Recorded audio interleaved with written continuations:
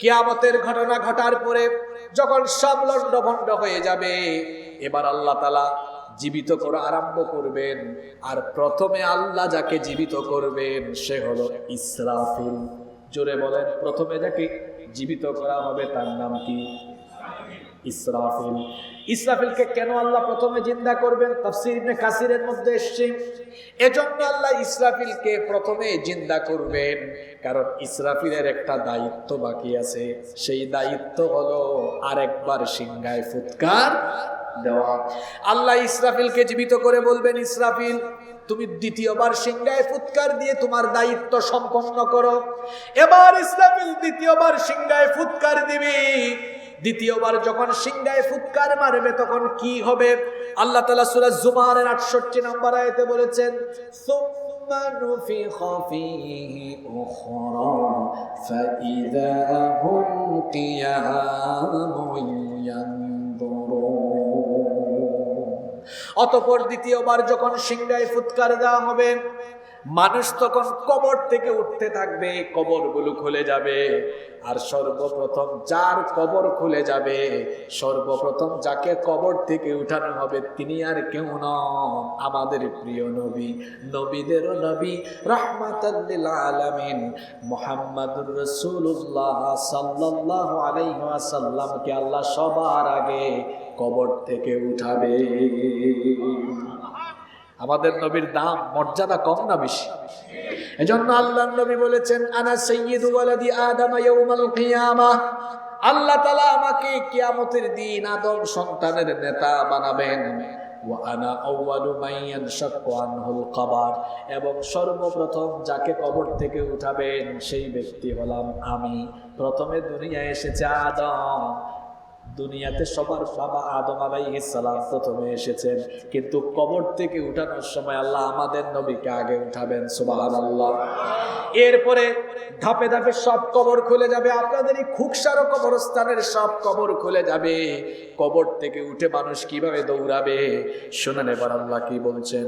কোরআনুল কারীমের ৭০ নম্বর সূরা সূরাতুল মাআরিজের ৪৩ নম্বর আয়াতে আল্লাহ তাআলা বলছেন, ইয়াউমা ইয়াখরুজুনা মিনাল আজদাতি সিরাআন কাআন্নাহুম ইলা নুসুবিন ইউফিদুন। সেই দিন মানুষ দ্রুত গতিতে কবর থেকে উঠে দ্রুত গতিতে হাসরের মাঠের দিকে ছুটতে থাকবে। দ্রুত তারা হাসরের ময়দানে যাবে। আমার দিকে তাকান, অমনোযোগ হয়ে যাবে, ভয়ঙ্কর অবস্থা করা থাকবে। কবর খুলে গেল, কবর থেকে মানুষ উঠবে কি রকম, মানুষের শরীরের অবস্থা কেমন হবে? আল্লাহর নবী কি বলেছেন শুনেন। আম্মা জান আয়েশা রাদিয়াল্লাহু আনহা এই হাদিস বর্ণনা করেছেন। তিনি বলেছেন, আল্লাহর নবীকে আমি বলতে শুনেছি, নবীজি বলেছেন, ইউহশারুন নাসু ইয়াউমাল কিয়ামাতি হুফাতান উরাতান গারলা। কিয়ামতের দিন মানুষ কবর থেকে উলঙ্গ, খালি পায়ে, খতনাবিহীন অবস্থায় উঠবে। উলঙ্গ হয়ে মানুষ উঠবে, দামি দামি কাপড় মানুষের গায়ে থাকবে না, নগ্ন পদে খালি পায়ে খতনাবিহীন অবস্থায় মানুষ কবর থেকে উঠে হাসরের ময়দানে গিয়ে একত্রিত হবে। এই কথা শুনে আমাদের মা আম্মা জান আয়েশা রাদিয়াল্লাহু আনহা নবীজিকে প্রশ্ন করলেন, ইয়া রাসূলুল্লাহ, আমরা সকলে বলি সাল্লাল্লাহু আলাইহি ওয়াসাল্লাম,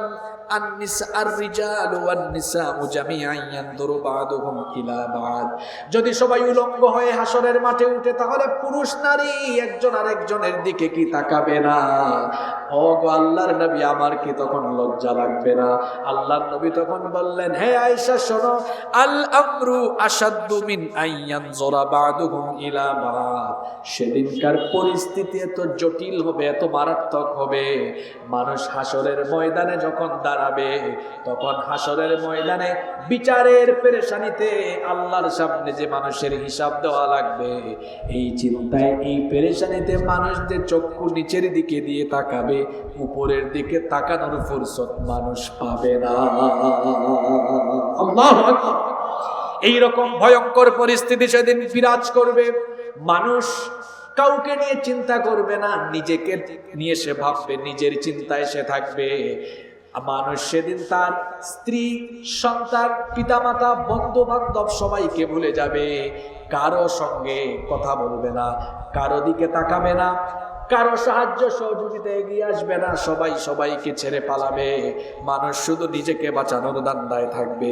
এজন্য আল্লাহ তাআলা কোরআনুল কারীমের ৮০ নম্বর সূরা আবাসা এর ৩৪ নম্বর আয়াত থেকে বলছেন, ইয়াউমা ইয়াফিরুল মারউ মিন আখিহি ওয়া উম্মিহি ওয়া আবিহি ওয়া সাহিবাতিহি ওয়া বানিহি লিকুল্লি ইমরিইম মিনহুম ইয়াউমাইদিন শা'নুন ইউগনি। সেদিন মানুষ তার পিতা মাতা ভাই বোন সন্তান সন্ততি পরিবারের সবাইকে রেখে পালাবে। মানুষ তার নিজেকে নিয়ে ব্যস্ত থাকবে, কিভাবে নিজেকে বাঁচানো যায় এই চিন্তায় পেরেশান থাকবে, নাফসি নাফসি জিকির করবে। হাসরের ময়দানে কবর থেকে সকল মানুষকে উঠায় আল্লাহ একত্রিত করবেন।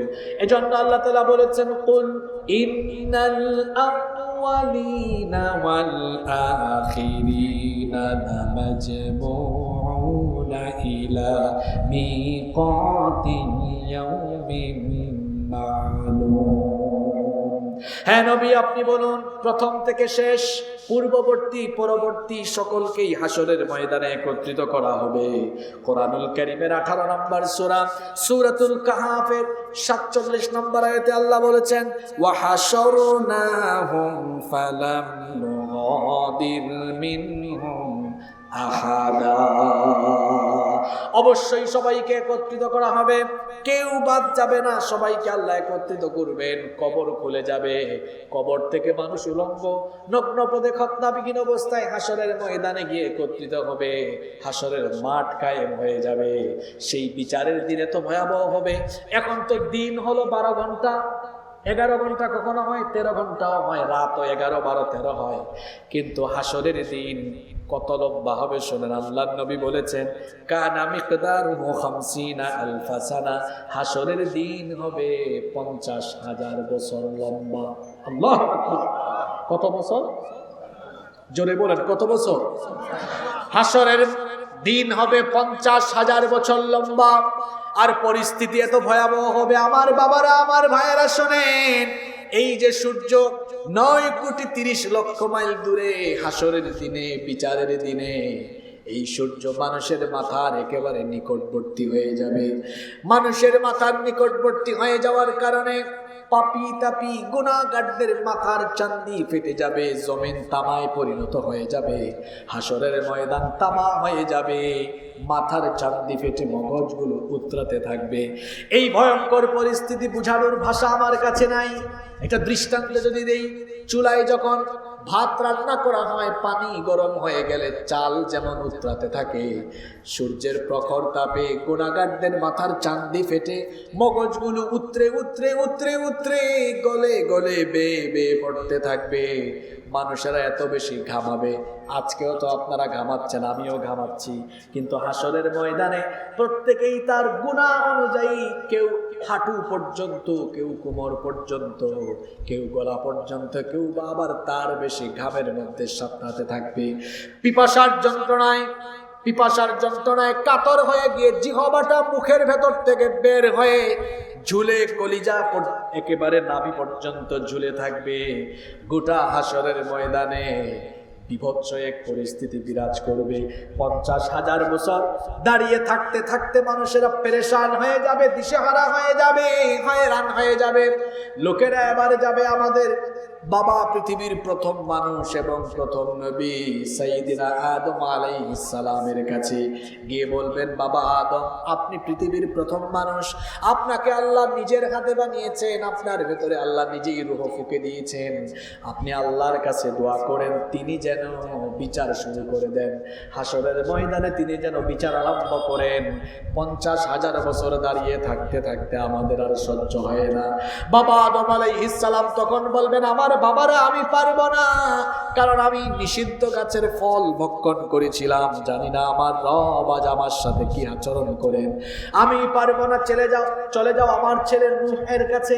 লোকেরা নূহ আলাইহিস সালামের কাছে গিয়ে দেখবেন এত বড় পয়গাম্বর, তিনিও তখন নাফসি নাফসি জিকির করছেন।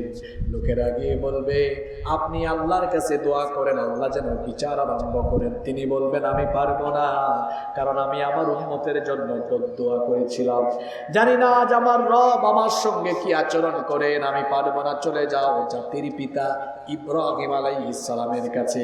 ইব্রাহিম আলাইহিস সালাম অপারগতা পোষণ করবেন, তিনি বলবেন চলে যাও মুসা কালিমুল্লাহর কাছে। লোকেরা গিয়ে মুসা নবীকে বলবেন ওগো আল্লাহর নবী মুসা, দুনিয়াতে থাকা অবস্থায় আপনি যখন তখন আল্লাহর সাথে কথা বলেছেন, আজকে আল্লাহর সাথে কথা বলেন তিনি যেন বিচারের কাজটা আরম্ভ করে দেন। মুসা নবী বলবেন আমিও পারবো না, কারণ আমি ফেরাউনের বংশের এক লোককে একটা থাপ্পড় দিয়া দুনিয়া থেকে বিদায় করেছিলাম, জানি না আজ আল্লাহ আমার সাথে কি ব্যবহার করেন। চলে যাও ঈসা রূহুল্লাহর কাছে। লোকেরা ঈসা আলাইহিস সালামের কাছে যখন যাবে ঈসা ইবনে মারইয়াম তখন বলবেন আমিও পারবো না, কারণ খ্রিস্টানরা আমাকে আল্লাহর ছেলে বানিয়েছে, জানি না আজ আমার রব এজন্য আমার সাথে কি আচরণ করেন। তোমরা এত জায়গায় ঘোরাঘুরি করো না, চলে যাও আখিরি নবী মুহাম্মাদুর রাসূলুল্লাহ পড়েন সাল্লাল্লাহু আলাইহি ওয়াসাল্লামের কাছে। লোকেরা যখন আখেরি নবী আমাদের নবীর কাছে আসবে, নবীজি তখন লোকদের এই কাকুতি মিনতি শুনে আরশে আজিমের কাছে গিয়ে সাজদায় লুটে পড়বেন, নবীজি চোখের পানি ফেলবেন, আল্লাহর রহমতের দরিয়ায় তখন জোশ মারবেন। আল্লাহ তাআলা তখন তার হাবিবকে ডেকে বলবেন ও আমার হাবিব ইরফা রাসাক, আপনার মাথা উঠান, সাল তুতাহু, কি চাইবেন, কি চান আমার কাছে বলেন। আল্লাহর নবী বলবেন ওগো আল্লাহ আমার উম্মত নিয়ে আমি বড় পেরেশান, বড় চিন্তায় আছি। আইনা উম্মতি আইনা উম্মতি, আমার উম্মত কোথায়, আমার উম্মত নিয়ে আমি পেরেশান আছি, আল্লাহ বিচার আরম্ভ করেন আর আমার উম্মতকে আপনি মাফ করেন।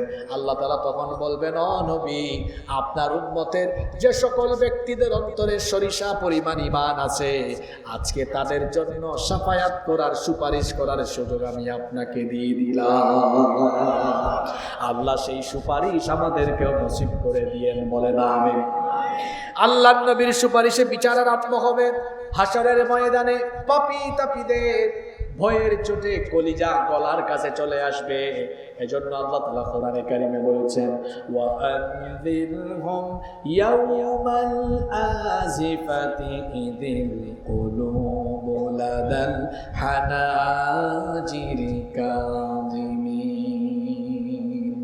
ও নবী লোকদেরকে ওই দিন সম্পর্কে সতর্ক করে দেন যেই দিন ভয়ের চোটে মানুষের কলিজাটা কলিজার জায়গা থেকে উঠে গলা পর্যন্ত চলে আসবে। আল্লাহু আকবার।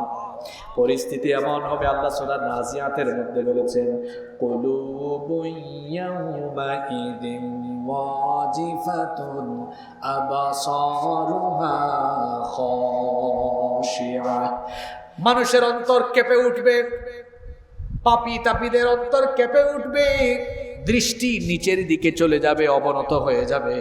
অন্যদিকে ইমানদার যারা, নামাজি যারা, ভালো মানুষ যারা, চরিত্রবান যারা, এদের অবস্থা কি হবে হাশরের মাঠে শুনেন। আল্লাহ তাআলা বলেছেন লা ইয়াহজুনুহুমুল ফাযাউল আকবার ওয়া তাতালাক্কাহুমুল মালাইকা হাযা ইয়াউমুকুমুল্লাযী কুনতুম তুআদুন। আল্লাহ তাআলা কোরআনুল কারীমের 21 নম্বর সূরা সূরাতুল আম্বিয়া এর 103 নম্বর আয়াতে বলেছেন সেই দিন ঈমানদাররা ভীত বিহ্বল হবে না, ফেরেশতারা এসে তাদেরকে জান্নাতের সুসংবাদ শোনাবে আর বলবে হাদা ইয়াউমুকুমুল্লাযী কুনতুম তুআদুন, এটি হচ্ছে সেই দিন যেই দিনের ওয়াদা আল্লাহ তোমাদের সাথে করেছিলেন। গোটা হাশরের ময়দানে মানুষ যখন পিপাসার্ত হয়ে যাবে, আল্লাহ তার নবীকে ডেকে বলবেন আমার আমার হাবিব, আজ আমি আপনাকে হাউজে কাউসারের মালিক বানিয়ে দিলাম। নবীজি বলেছেন, শোনো হাউজটা কেমন হবে? হাউদি মাসিরাতুন শাহরিন, আমার হাউজ হবে 1 মাসের পথের দূরত্বের সমান প্রশস্ত। মাউহু আবিয়াদু মিনাল লাবান, হাউজে কাউসারের পানি হবে দুধের চাইতেও সাদা।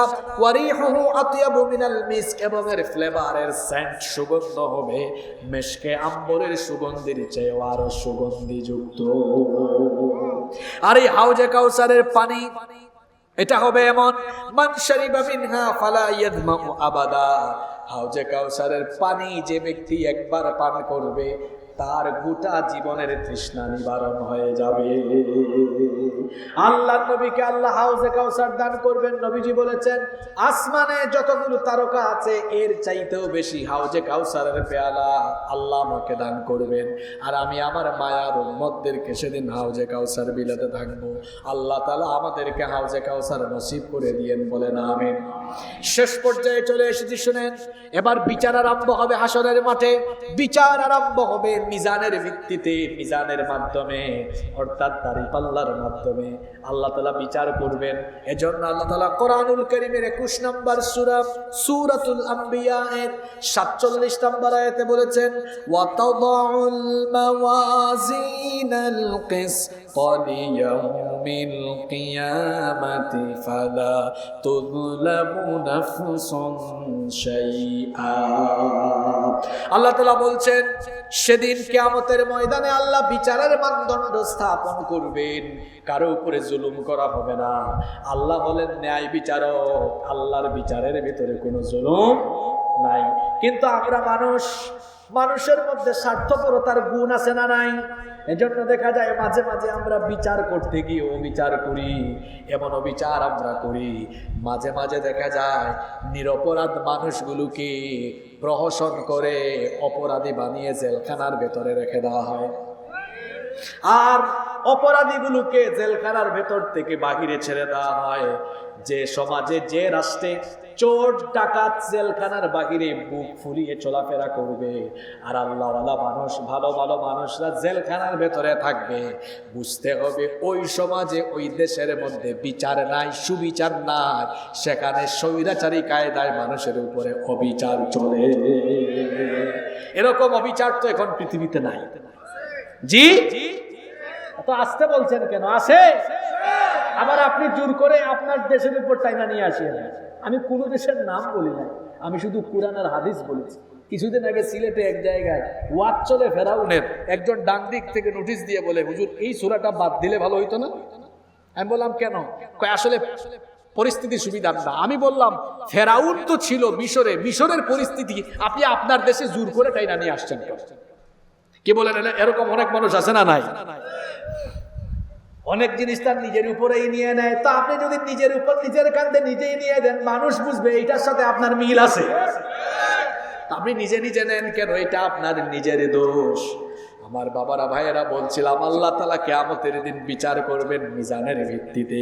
কেমন করে বিচার হবে? আল্লাহ বলছেন, ওয়া ইন কানা মিসকালা হাববাতিন মিন খারদালিন আতাইনা বিহা ওয়া কাফা বিনা হাসিবিন। সরিষার দানা পরিমাণ কোনো কাজ, আপনাদের এলাকায় সরিষার চাষ হয়তো, সরিষার দানা খুব ছোট না খুব বড়? আল্লাহ তাআলা বলেছেন, সরিষার দানা পরিমাণ কোনো কাজ যদি বান্দা করে, ওইটাও আল্লাহ মিজানের পাল্লার মধ্যে উঠাবেন। মিজানের পাল্লার মধ্যে আমলনামা উঠায়া বিচার কিভাবে করা হবে শুনেন। কোরআনুল কারীমের 23 নম্বর সূরা সূরাতুল মুমিনুনের 102 নম্বর আয়াত থেকে আল্লাহ বলছেন, ফামান সাকুলাত মাওয়াজিনুহু ফাউলাইকা হুমুল মুফলিহুন ওয়া মান খাফফাত মাওয়াজিনুহু ফাউলাইকা আল্লাযীনা খাসিরু আনফুসাহুম ফি জাহান্নামা খালিদুন। আর যাদের আমলের পাল্লা সেদিন নেক আমল দিয়ে ভারী হবে তারা সফল হবে, আর যাদের আমলের পাল্লা হালকা হয়ে যাবে যাদের আমলের পাল্লায় নেক আমল কম থাকবে, ক্ষতিগ্রস্ত হয়ে এরা জাহান্নামে যাবে। যার আমল সেদিন বেশি হবে, আমলের ভিত্তিতে ফয়সালা হবে। আমল ভালো হলে ফয়সালা ভালো, আমল ভালো হলে জান্নাত, আমল খারাপ হলে জাহান্নাম। এখন আমরা কত দলাদলি করি, কিন্তু কিয়ামতের দিন দল হবে দুইটা। জুড়ে বলেন কয়টা? এজন্য আল্লাহ কোরআনে কারীমে বলেছেন, ফারিকুম ফিল জান্নাতি ওয়া ফারিকুম ফিস সাঈর। এক দল হবে জান্নাতি, আরেক দল হবে। এবার আপনি যদি বলেন হুজুর একেবারে সংক্ষিপ্ত একটা আয়াত দিয়ে বলেন তো কারা জান্নাতি আর কারা জাহান্নামী, তো শুনেন আল্লাহর কালাম কি বলছে আপনাকে। আল্লাহ তাআলা বলছেন, ফাআম্মা মান তাগা ওয়া আসারাল হায়াতাদ দুনিয়া ফাইন্নাল জাহিমা হিয়াল মাওয়া।